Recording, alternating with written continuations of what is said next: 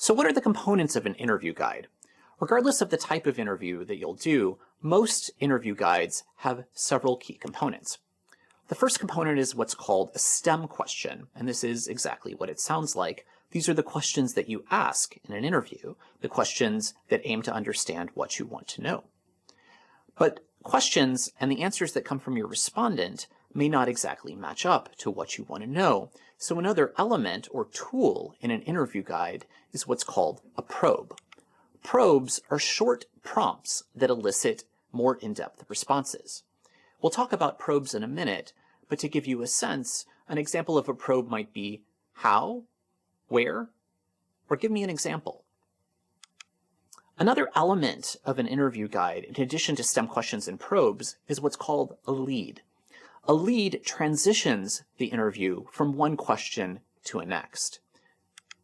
And then it's important to remember that regardless of the mix of tools that you have in your interview guide, each element has a specific kind of impact on the interview. For example, if you have a set of strict questions, a set of STEM questions, you might want to have probes throughout the interview guide. In addition, if your interview guide covers 3 different key themes, you might want to insert leads at each transition point from one theme to the next. Let's begin with the first element of an interview guide, the STEM question. This is the basic form of an interview.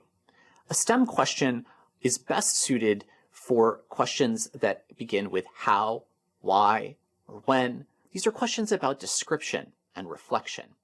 One example might be, what challenges do you face at work? That's a what question, asking someone to list something. Another example might be, how did you first develop the idea? That's a how question, and invites someone to tell a story. Consider, though, what happens when you might want to know more information than the respondent answers in relationship to the STEM question.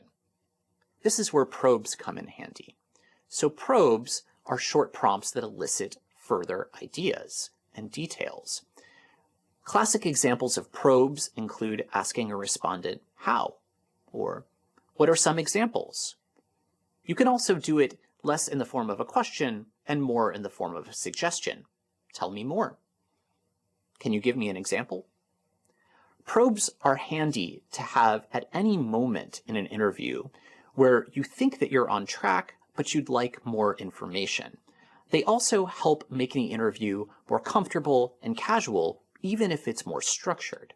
In other words, probes are good for you because they help elicit more information, but they're also good for your respondent because they establish a relationship of comfort between the person who's asking the question and the person who's answering. The third element of an interview, regardless of its type, is what is called a lead. A lead is a type of probe. It's a probe that shifts the interview from one theme to a next. Say you've been discussing a topic X for 5 minutes, and it's time to shift to another topic, Y, because you're either running out of time or because you feel that you've learned enough about X and you want to go on to Y theme. Instead of asking simply out of the blue about Y theme, you can guide your respondent towards the idea that you're transitioning. So you can say, we've talked a little about X. Can you say more about Y? Or you can announce, we've covered ground around X. Now let's talk about Y. Leads can be formally built into your interview guide, which is to say, you can write them out for yourself as reminders of times to transition, or they can be incorporated casually when you feel that it's appropriate. So in relationship to STEM questions, you might ask, what are better STEM questions? What makes a good STEM question?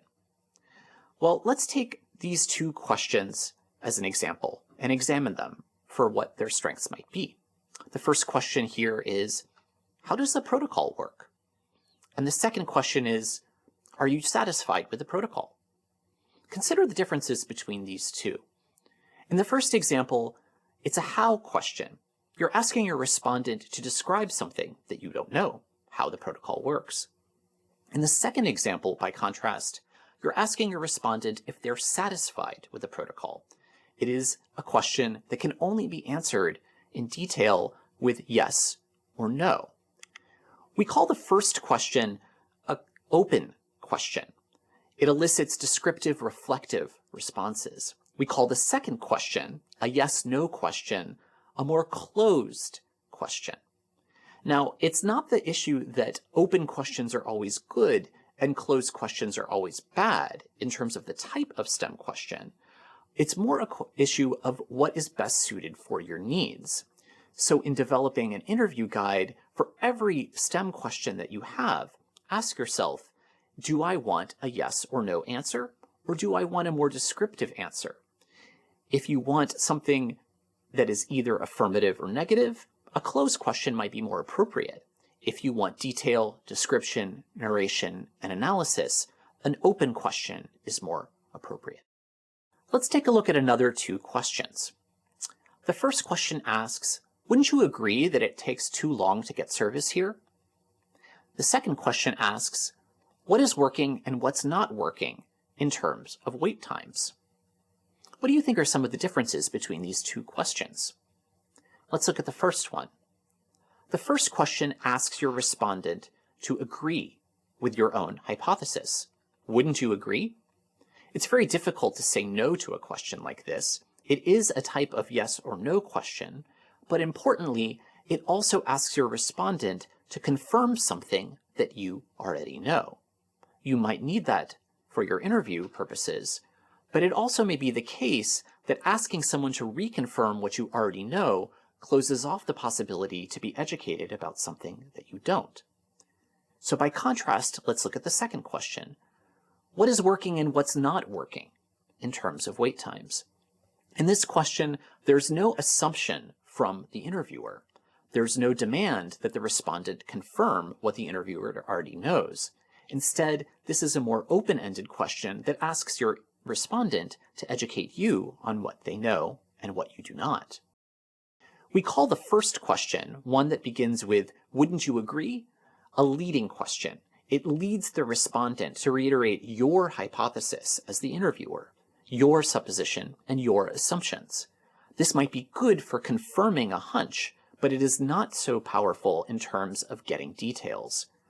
We call the second question, this type of more open-ended question, not leading. It does not lead the respondent to confirm anything that you might know.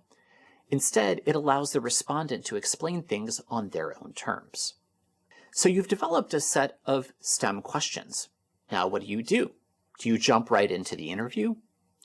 Most ethnographic researchers begin an interview process by piloting their STEM questions. And through the process of piloting an interview, you can then calibrate the questions and strengthen them and make them more clear for when you implement a more large-scale interview project. The process of semi-structured interviewing, where you have a preset scripted number of questions that also allow for flexibility, is recursive.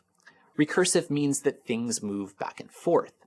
So piloting a semi-structured questionnaire, even with one or two people, is quite useful for assessing what is working in the questions and what is not. Even if you're doing a small-scale interview project, interviewing, say, 10 people, piloting the interview guide with 2 people before you begin to implement it with 10 can be incredibly useful to understand from those 2 pilot respondents how they understand their questions and what their responses might have been if the questions were phrased differently. So in piloting an interview, you're actually calibrating the interview questionnaire for clarity and effect. A pilot in an interview can be like a mirror held up to your interview guide. You spend so much time putting together STEM questions, probes, and leads, but now you can test it on a small group. Again, 2 to 5 people is really good. You can also, after the test interviews, ask your respondents what they thought was clear and what they thought was not.